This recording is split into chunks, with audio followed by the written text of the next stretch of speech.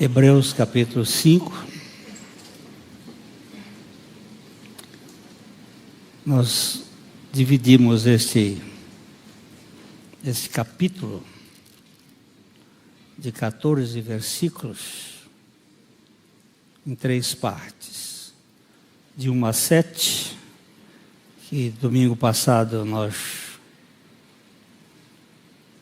iniciamos, mas vamos deixar para trás alguma coisa e depois no último eu volto. De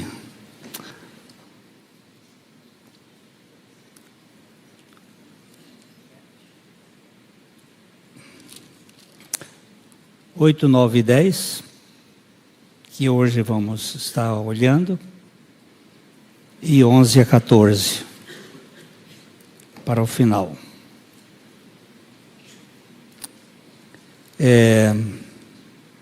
Eu vou ler os textos, começando no 7, que diz assim: Ele, Jesus,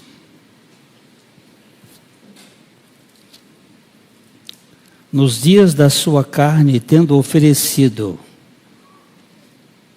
com forte clamor e lágrimas, orações e súplicas a quem o podia livrar da morte,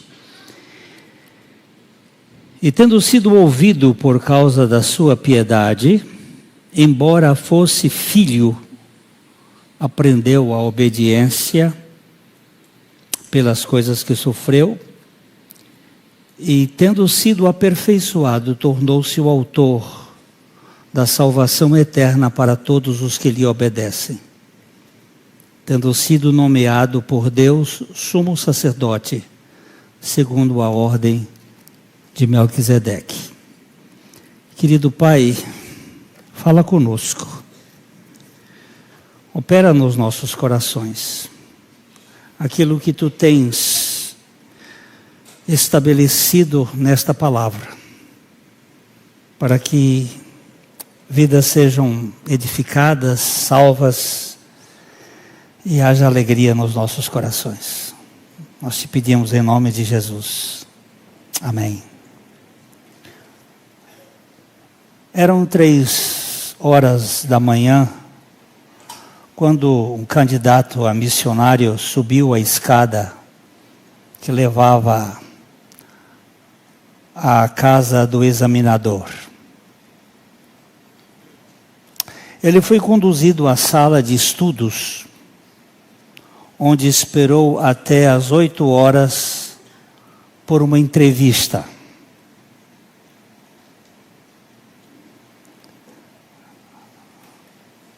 Ao chegar, o velho pastor começou a fazer algumas perguntas. Você sabe soletrar? Sim, senhor. Muito bem. Então soletre padeiro. P-A-D-E-I-R-O. Padeiro. Ótimo. Você sabe contar? Perguntou o pastor. Sim, senhor. Um pouco. Qual é o dobro de 2? 4, respondeu o rapaz. Esplêndido, exclamou o velho pastor. Creio que você passou. Estarei me reunindo com a junta missionária amanhã e vou dar o meu parecer. Durante a reunião da junta missionária, o velho pastor explicou a seguinte maneira a entrevista.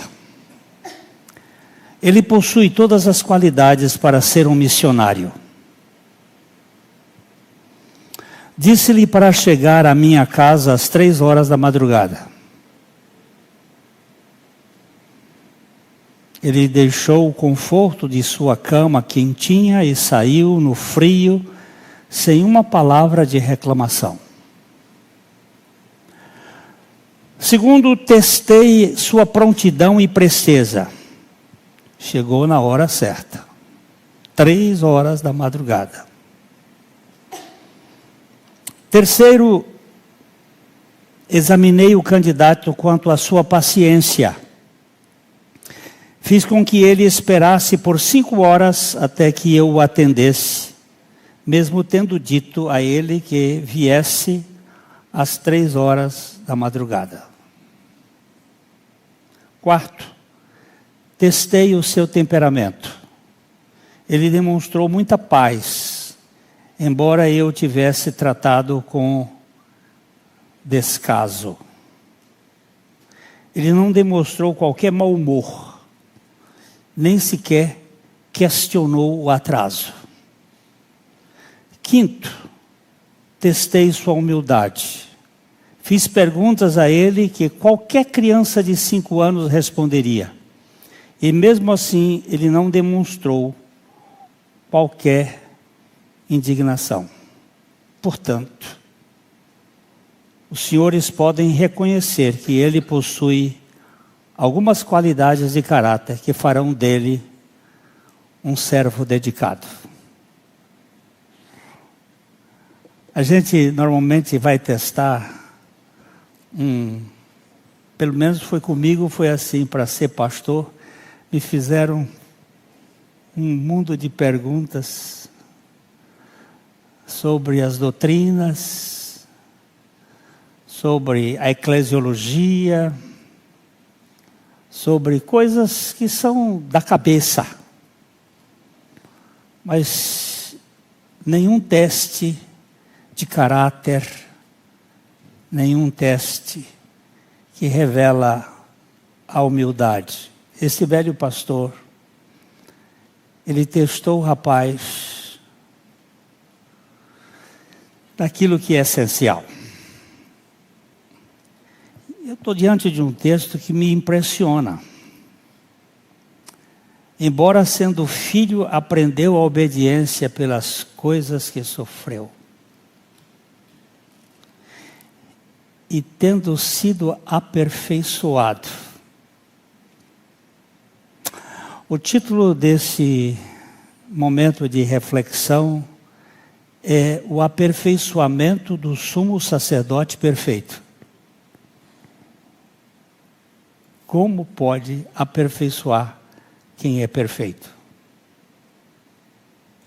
Vamos fazer uma pequena recapitulação. Domingo passado nós falamos que os profetas eram porta-vozes de Deus ao seu povo. O profeta fala da parte de Deus aos homens. Quando alguém fala de Deus para os homens, este exerce uma profissão profética. Os sacerdotes eram aqueles que intermediavam o povo de Deus diante de Deus.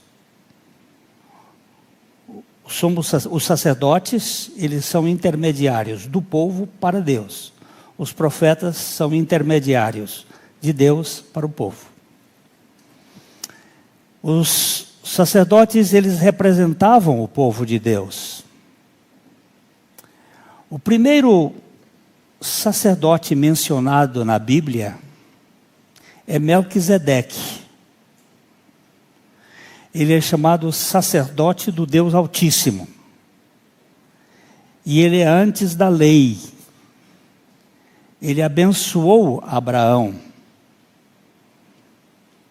Depois da guerra com aqueles povos que seria ali na região do Iraque, Irã. Aqueles povos que vieram contra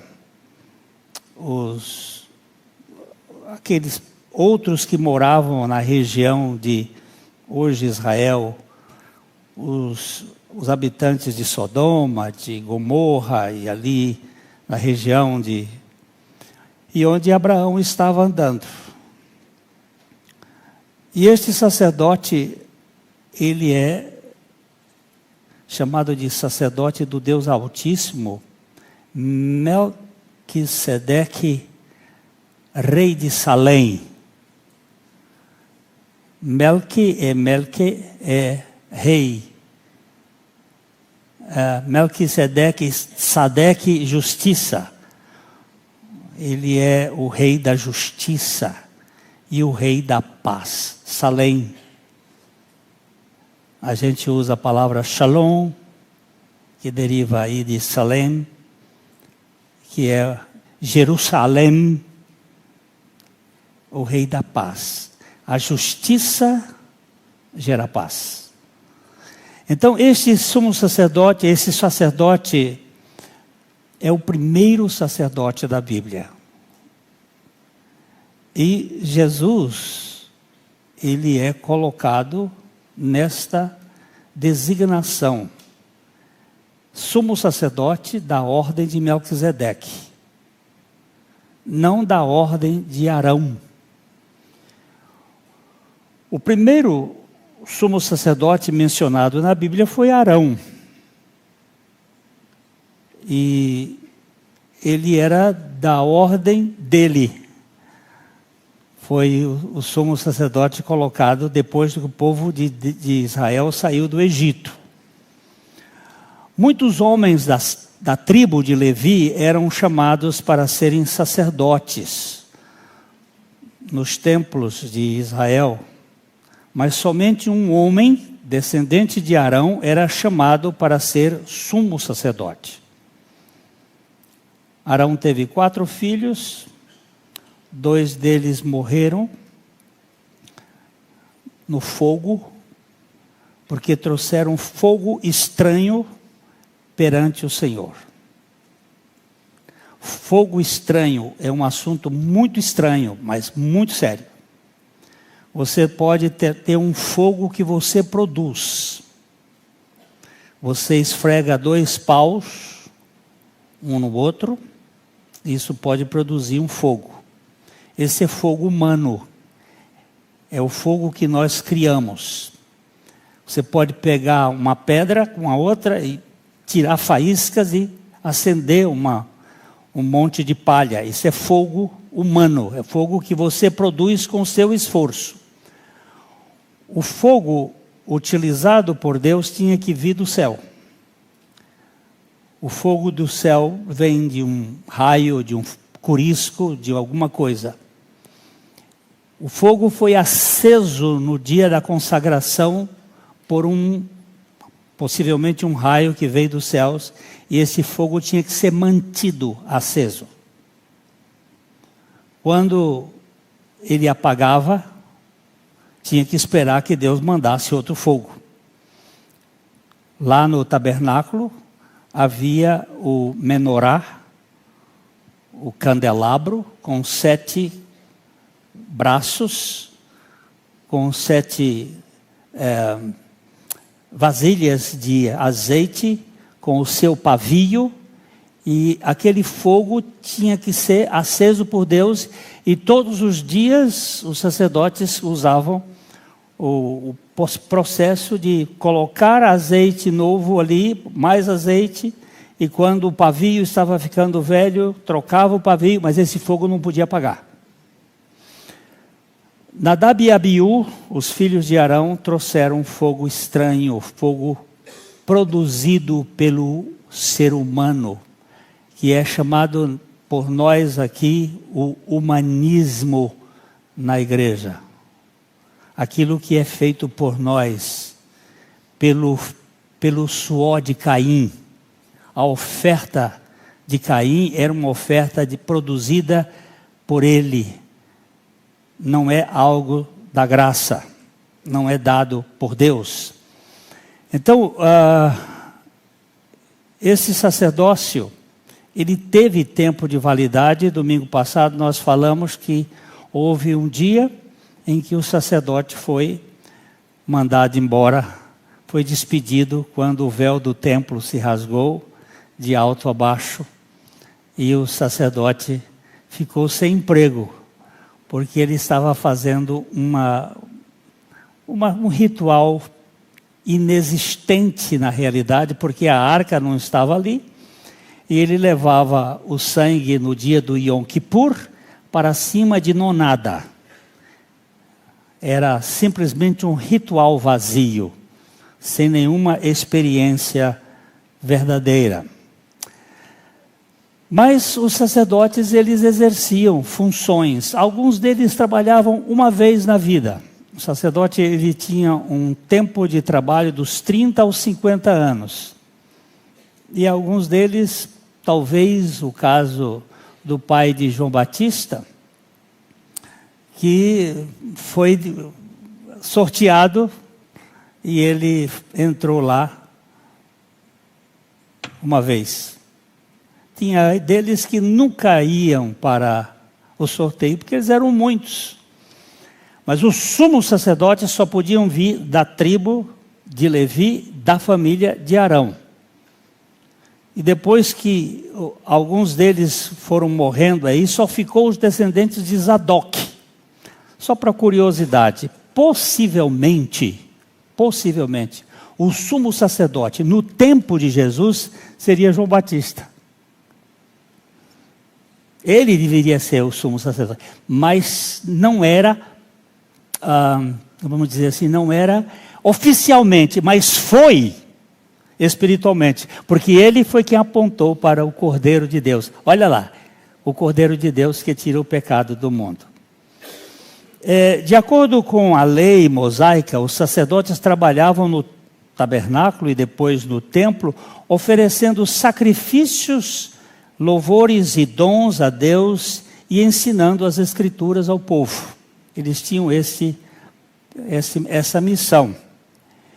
E Hebreus fala do grande sumo sacerdote da ordem de Melquisedeque, que não oferece dons, ele oferece-se a si mesmo. Ele se oferece, ele se dá a si mesmo. E ele é o dom de Deus em favor de cada um de nós. E ele é da ordem de Melquisedeque. Ele é da ordem da graça. Domingo passado nós falamos também que ele não poderia ser sumo sacerdote da terra, porque ele não era da tribo de Levi, ele era da tribo de Judá. E sendo da tribo de Judá, ele não poderia ser sumo sacerdote. Mas ele não é sumo sacerdote da terra, ele é sumo sacerdote do céu. Ele veio do céu e ele veio para realizar uma obra que está acima. Por isso que diz que é uma superior aliança. Vamos então agora olhar Hebreus 5:7. Hebreus 5:7 diz: Ele, Jesus, nos dias da sua carne, tendo oferecido forte clamor e lágrimas, orações e súplicas, a quem o podia livrar da morte, e tendo sido ouvido por causa da sua piedade. Cristo Jesus não é apenas Cristo, o Filho de Deus sem pecado. Porém, ele é também Jesus, o verdadeiro homem que nunca pecou. Ele não era do espermatozoide de Adão. Ele era do óvulo da mulher. Promessa feita lá no livro de Gênesis, no capítulo 3, no versículo 15. Porém, inimizade entre ti, serpente, e a mulher. Entre a tua descendência, serpente, descendência da serpente, e o seu descendente, o descendente da mulher. Tu lhe ferirás o calcanhar, mas ele vai pisar a tua cabeça, serpente. Ali estava a promessa de que Jesus, na plenitude dos tempos, nasceria de mulher, nascido sobre a lei, para resgatar os que estavam debaixo da lei. Cristo Jesus é Cristo, o Deus impecável, e Jesus, o homem sem pecado, o homem que nunca pecou. O escritor aqui se refere à variedade de experiências humanas pelas quais ele passou nos dias da sua carne. Você repara como é que ele diz aqui. Ele, Jesus, nos dias da sua carne, tendo oferecido com forte clamor e lágrimas, orações, súplicas a quem podia livrar da morte, e tendo sido ouvido por causa da sua piedade. Que dia foi esse aqui? Quando foi isso aqui? No Getsemane? Jesus clamou, Jesus chorou lágrimas de sangue. Ele clamou, foi ouvido, tendo sido ouvido, por causa da sua piedade, mas ele tinha que cumprir o propósito para o qual Deus havia estabelecido, que era a salvação de um povo, que seria a família do Pai, os filhos de Deus. Ele não poderia sair daquela hora.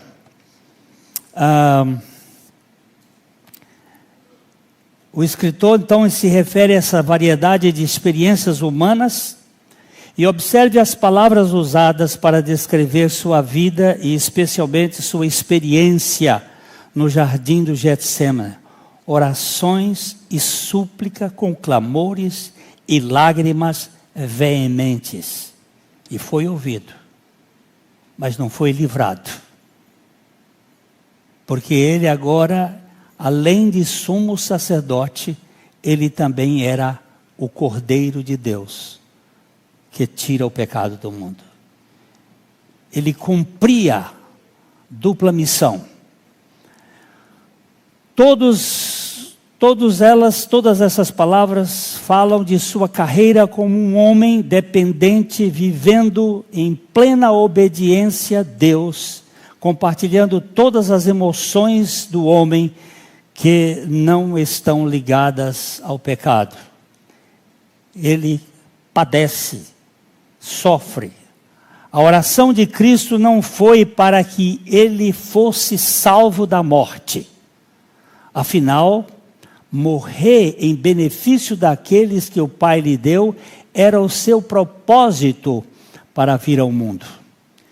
Em João capítulo 12, versículo 27, depois que o Senhor está ali no perímetro de Jerusalém, depois que ele entrou no domingo de Ramos, ele faz uma oração e ele diz: agora está angustiada a minha alma, e que direi eu? Pai, salva-me desta hora.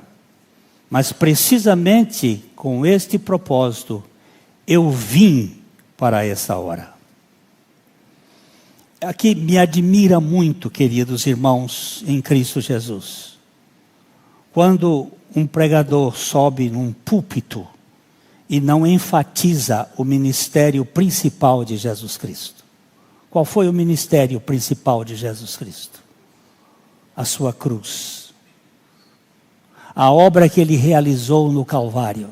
Me admira muito quando os pregadores ocupam os púlpitos que seriam para anunciar o Evangelho e falam de todos os assuntos e não fala daquilo que é prioritário.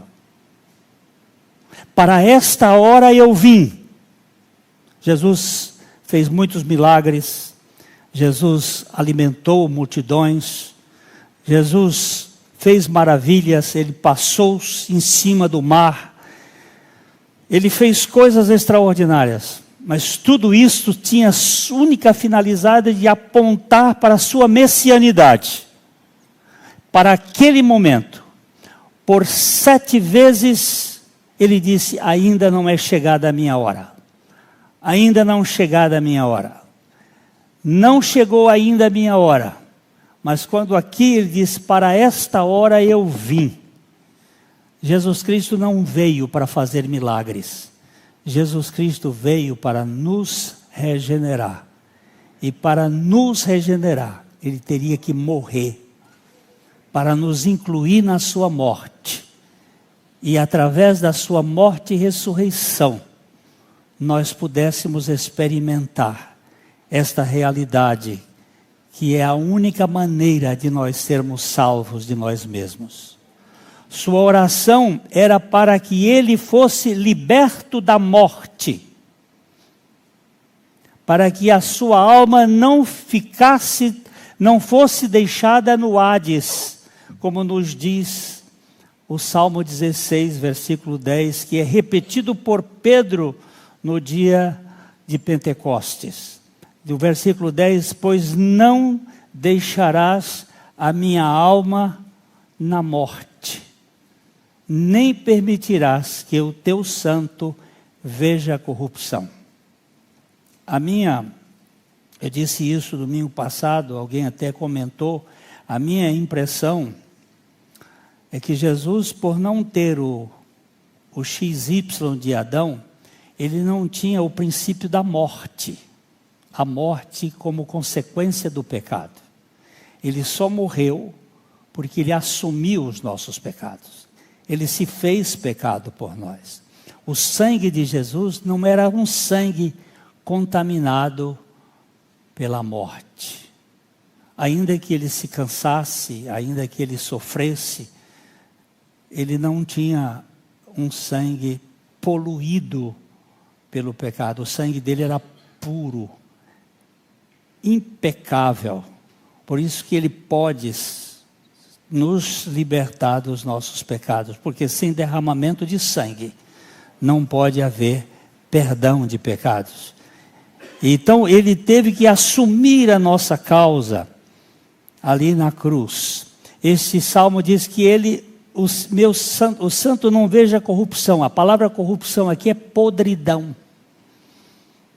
O corpo dele não podia apodrecer, porque a podridão é decorrência do pecado, é decorrência da morte. A minha impressão, eu não tenho base, mas a minha impressão é que Jesus, quando suava, não cheirava mal. O suor dele era um suor sem o cheiro do pecado. Eu falei numa gravação que eu fiz essa semana, de uma vez quando nós estivemos na cidade de Reims, na França, nós entramos num templo católico, numa catedral lindíssima, e quando eu entrei naquela porta, que são duas portas por causa do frio, eu senti um nojo terrível, e eu percebi que era um homem que estava ali dentro. E é um mau cheiro, assim, profundo. E quando saímos por outra porta, porque aquela não suportaria passar outra vez. E depois, conversando com alguém ali da praça, eles disseram que aquele homem não tomava banho há 40 anos. Mas não se admire, porque Luís XV não tomou banho. Desde que ele nasceu, ele só tomou banho pela mãe. Ele usava perfume francês para ocultar o seu mau cheiro. Ele limpava, os empregados limpavam as partes íntimas dele com pano molhado e os pés. E usava perfume francês, que é tão maravilhoso, mas ninguém aguenta cheiro de roupa suja. Eu tenho a impressão que Jesus não cheirava mal. O bom perfume de Cristo não é só o perfume do seu sacrifício, mas era o perfume da encarnação perfeita de um Deus santo num homem sem pecado. Isso me faz admirar muito. Eu dou graças a Deus pela minha esposa, porque eu perdi grande parte do olfato. E hoje, quem me disse eu não estou tão bem cheiroso é ela. E uma coisa que eu acho muito importante é a roupa.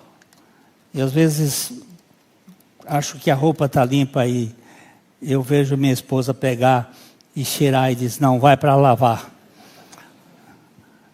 E eu quero transmitir aqui a você que eu quero o perfume do Cristo, que não tem mau odor de pecado, que não cheira o cheiro da morte do pecado.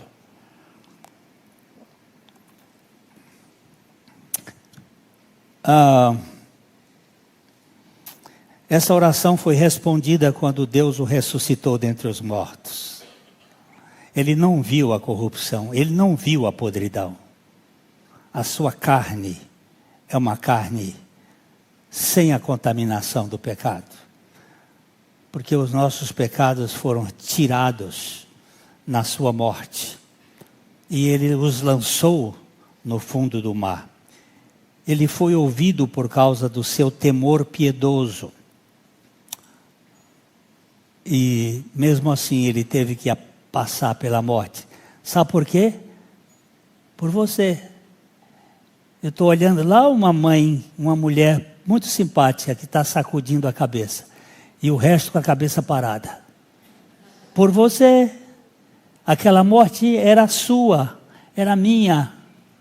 Ele estava assumindo a nossa natureza, a nossa pecaminosidade. Ele foi ouvido, mas ele não foi livrado. Ele teve que passar por isto.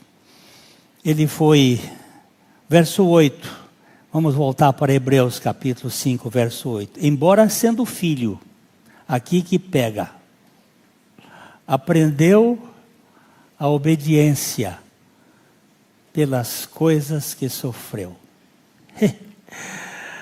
Gente, como é que o perfeito, impecável, totalmente puro, eterno, incontaminado, aprende a obediência pelas coisas que sofreu. Agora, mais uma vez, ficamos cara a cara com aquele profundo mistério da encarnação.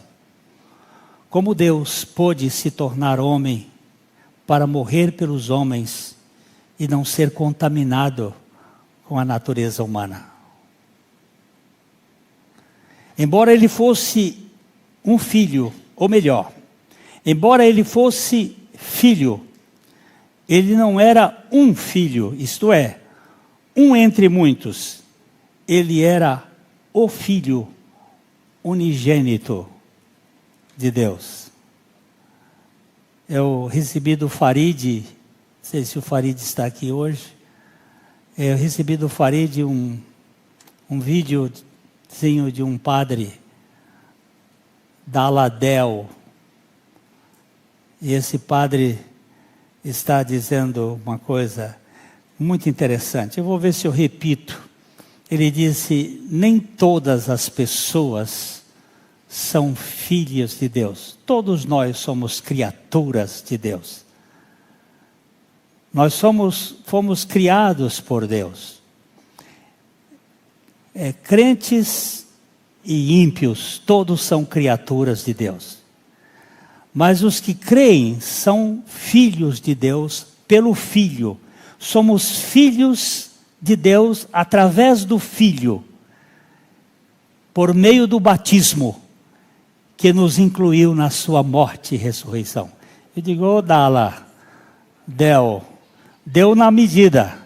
Nós fomos incluídos no batismo. Que batismo é esse? Das águas? Não, no batismo da sua morte. Nós fomos incluídos no batismo da morte com Cristo.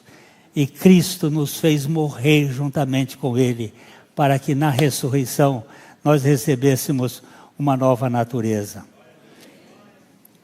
Nós estamos diante desse mistério do Filho se encarnando, sem ser contaminado pelo pecado do homem, para nos levar e aprender a obediência pelas coisas que sofreu. Sua entrada neste mundo como homem envolveu-o numa experiência que ele nunca teria conhecido se tivesse permanecido no céu.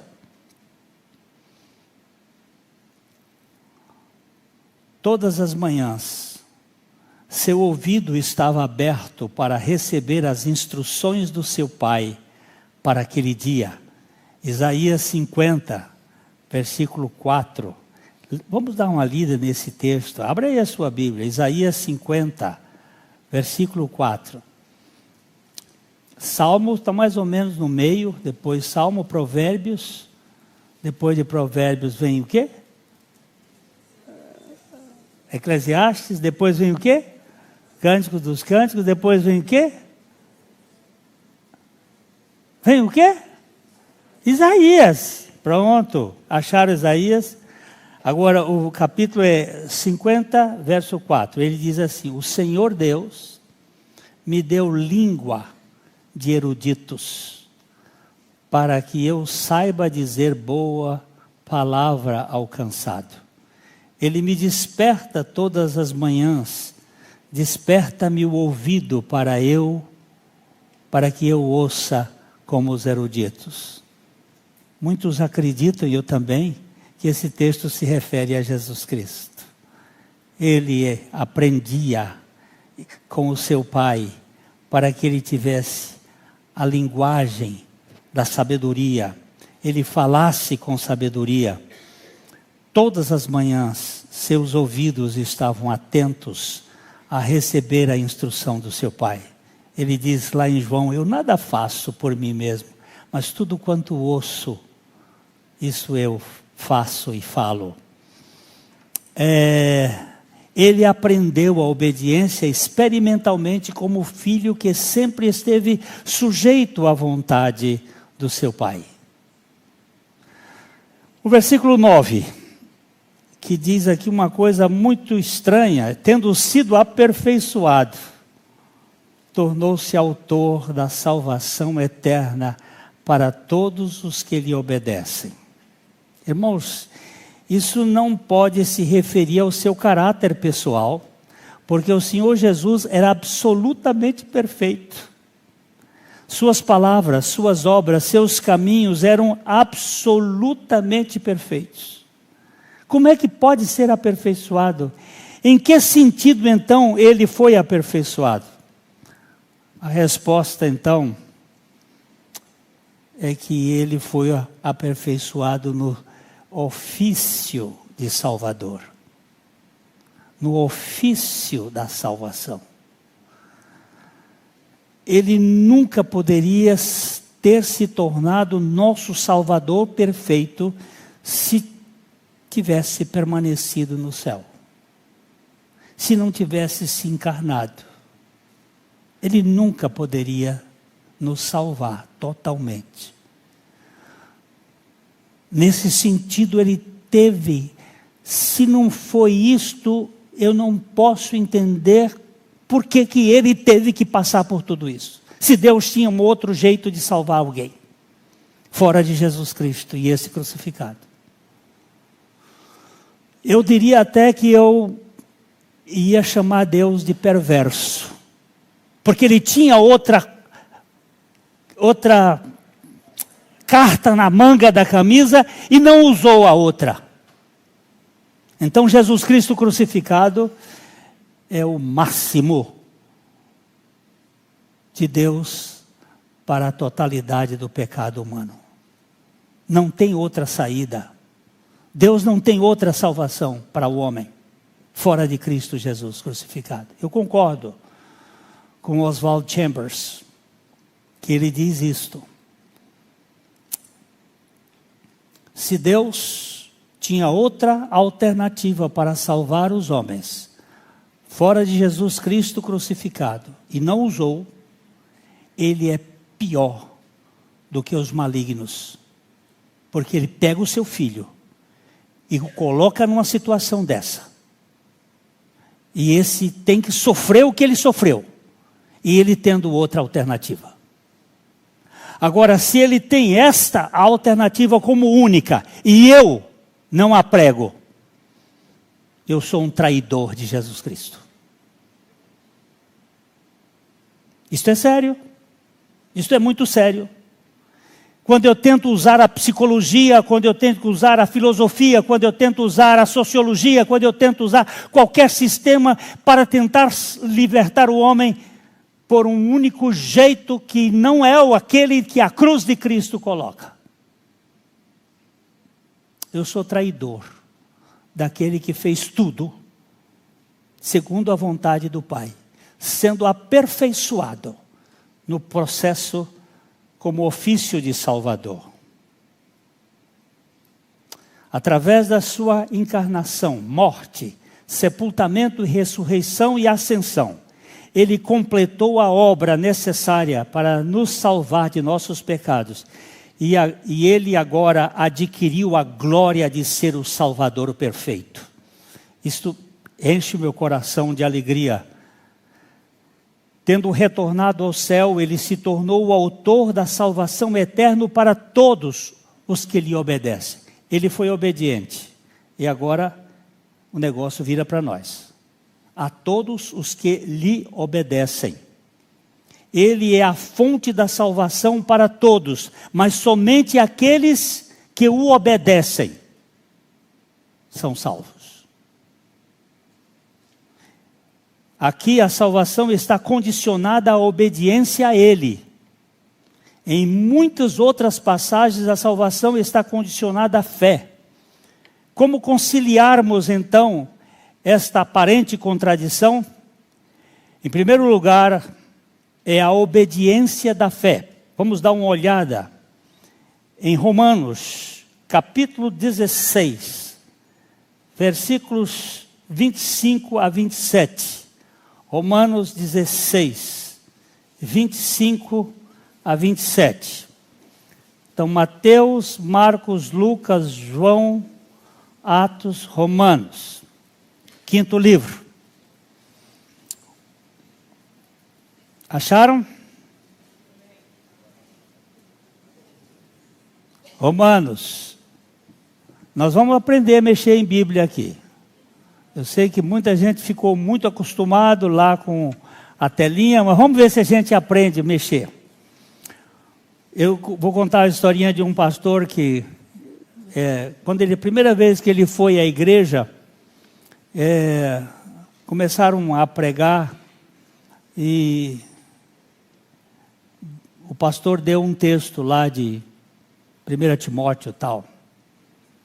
Aí ele foi procurar e não sabia, aí foi para o índice e viu lá 1 Timóteo, página 230. Aí ele foi para 230, aí encontrou Juízes, até que ele lutou para lá e para cá, porque ele viu que a Bíblia era dividida em Velho Testamento e Novo Testamento. Quando ele terminou, que achou o texto, o pastor estava dizendo: o amor de Deus Pai e a comunhão do Espírito Santo. Estava dando a bênção apostólica. Ele disse: a primeira vez que eu tive contato com a Bíblia foi uma tragédia. Mas eu disse: esse livro deve ser sério. Eu preciso conhecê-lo. Então, Romanos capítulo 16, versículo 25. Ora,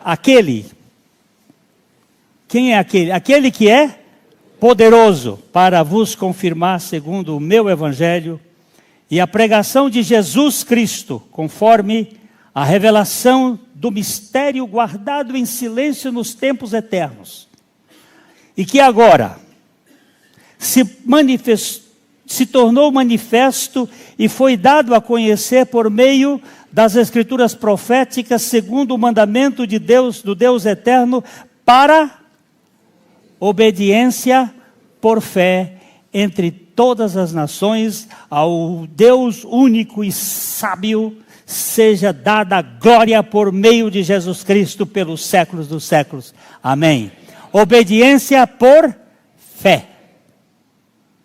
O que não é de fé é pecado. Toda obediência na base da carne é pecado. É obediência por fé. Vamos ler ainda Romanos capítulo 1, versículo 5. Ainda que estamos no meio, só o início agora. Do último capítulo para o primeiro capítulo. Romanos 1, 5. Por intermédio de quem viemos a receber graça e apostolado por amor do seu nome, para a obediência por fé entre todos os gentios.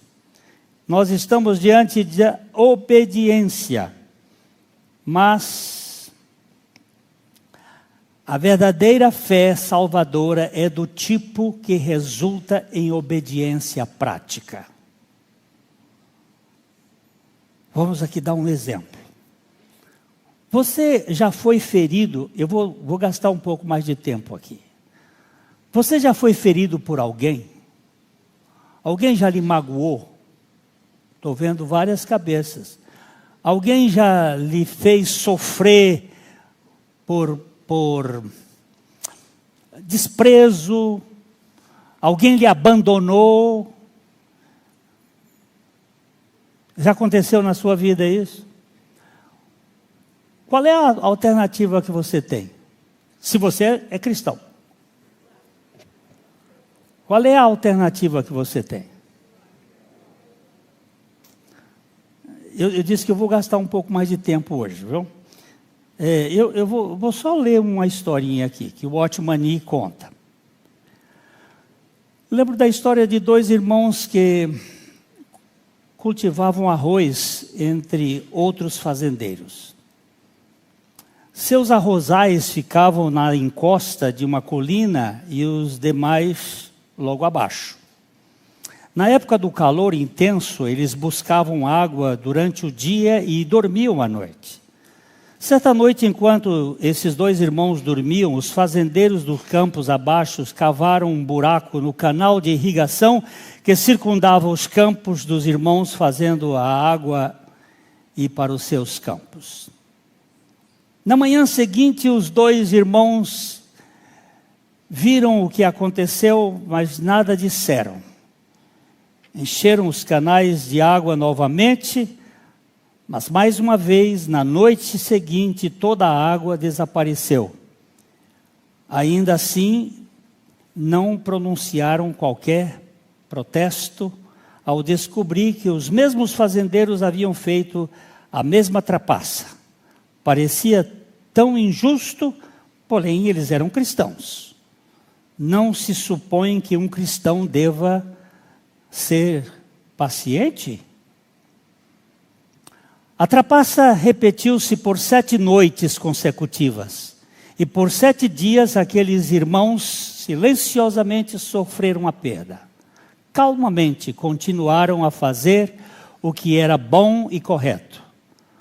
Poderíamos supor que cristãos que suportam um tratamento dia após dia, sem proferir uma palavra sequer de condenação, certamente deveriam estar transbordando de alegria. É estranho dizer, mas eles não estavam nem um pouco satisfeitos. Aquela infelicidade os magoava a tal ponto que levaram o assunto a um irmão mais velho no serviço cristão e, tendo explicado o caso, perguntaram: como você explica o fato de já termos sofrido por uma semana e ainda estarmos tristes? O irmão mais velho, mais experiente, respondeu: vocês não estão infelizes por causa da jornada. Vocês deveriam primeiramente irrigar os campos daqueles fazendeiros e depois os seus. Façam o teste e vejam que os seus corações encontram descanso ou não. Eles concordaram em tentar e assim se foram. Na manhã seguinte começaram a trabalhar mais cedo do que de costume e na primeira tarefa do dia foi irrigar o campo dos mesmos fazendeiros que persistentemente vinham roubando-lhes a água. E uma coisa maravilhosa aconteceu. Quanto mais irrigavam os campos dos seus perseguidores, mais felizes ficavam.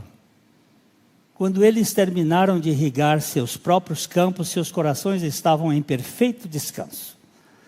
Tendo repetido a mesma ação por 2 ou 3 dias, foram chamados pelos fazendeiros que os ofenderam, os quais se desculparam, acrescentando: se isto é cristianismo, então nós gostaríamos de ouvir mais a respeito. Vamos considerar o que aconteceu. Os 2 irmãos foram pacientes por vários dias.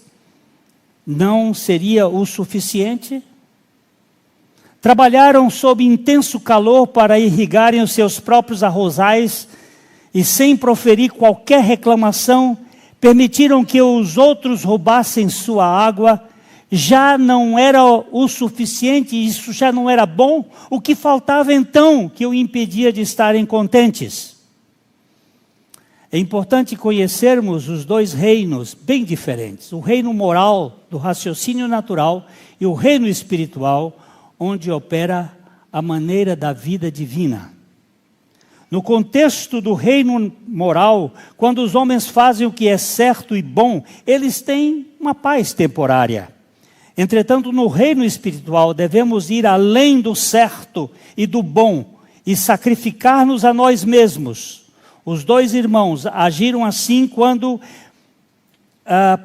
primeiro irrigaram os campos dos seus vizinhos. Nisto Deus se satisfez e concedeu a eles grande alegria. Isso nos ajudará a compreender porque Paulo disse aos romanos: o reino de Deus não é comida nem bebida, mas justiça, paz e alegria no Espírito Santo. Alguém já lhe ofendeu? Você perdoou? Mas perdoou mesmo? Por que você não está alegre? Mas eu sou um crente, eu sou um cristão, eu vou em crer. Mas por que você não está alegre? Por que nós não estamos... Senhor, eu tenho andado com alguns cadáveres na minha vida. Eu tenho tratado isso com o Senhor. Por que eu não soltei esse cadáver? Por que eu ainda não me desprendi disso?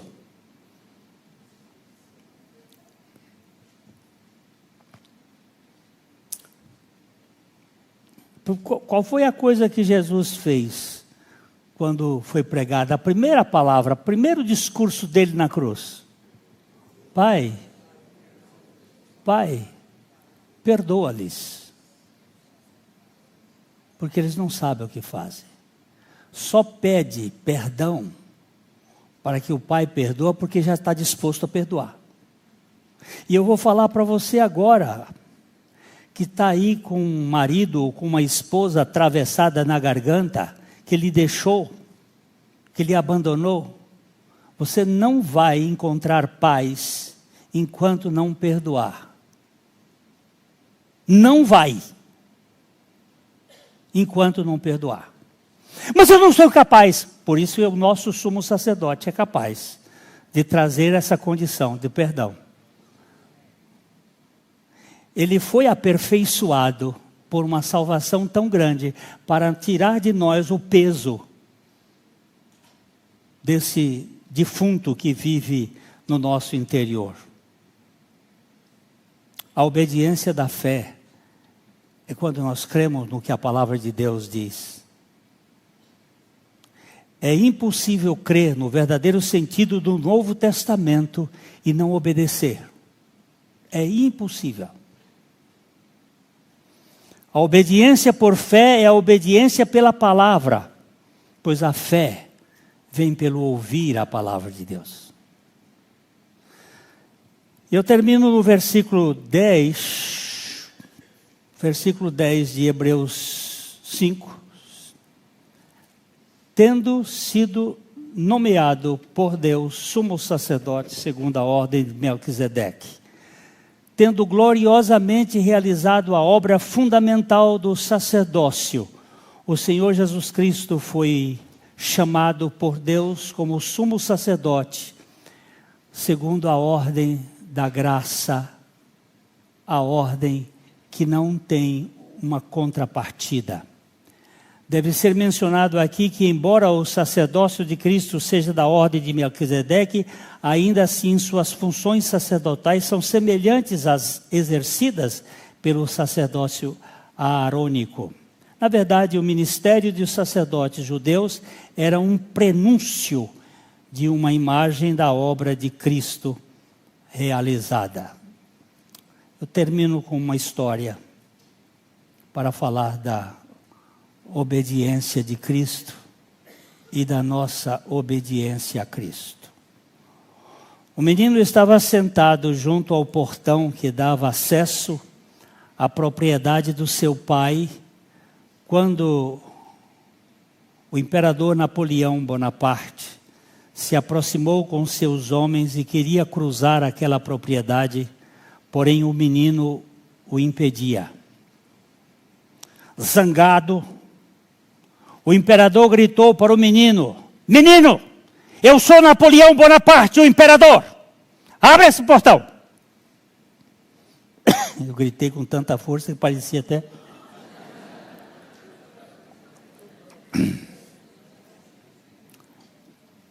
Muito educado, o menino tirou o chapéu e perguntou: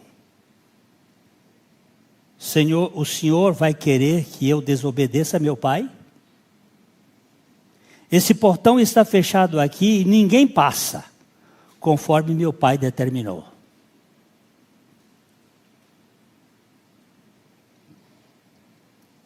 Napoleão virou-se para os seus generais e disse: dê-me 1000 homens como este menino, e eu conquistarei o mundo todo. E foi para um outro caminho. Pensa nisso. Jesus não poderia desobedecer ao seu pai. E nós não temos escolha. Se somos filhos do pai, por meio do filho, nós não podemos desobedecer ao filho. Que Deus nos dê discernimento. Eu falei de um aspecto, mas temos muitos aspectos na nossa vida que precisam ser tratados pelo filho, para não vivermos suportando 7 dias, cavando e botando água no meu arrozal, mas triste. Isso não basta? Não basta. Tem um outro reino acima e tem um outro sacerdócio acima. Nós estávamos discutindo ontem sobre o dia de descanso do Senhor.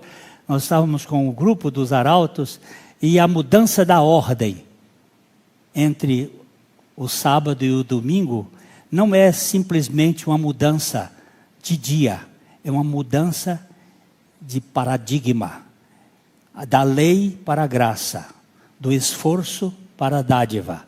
Nós mudamos o sacerdócio do esforço pelo sacerdócio da graça. Não que a graça não tenha esforço, só que o esforço da graça não tem cansaço, tem o suprimento do Senhor. Que o Senhor nos mantenha. Eu fui demais hoje, quase 1 hora, mas fique aqui, olhando para este sumo sacerdote, que teve que aprender a obediência para ser o Salvador, que salva perfeitamente os que por ele se chegam a Deus, vivendo sempre para interceder por nós.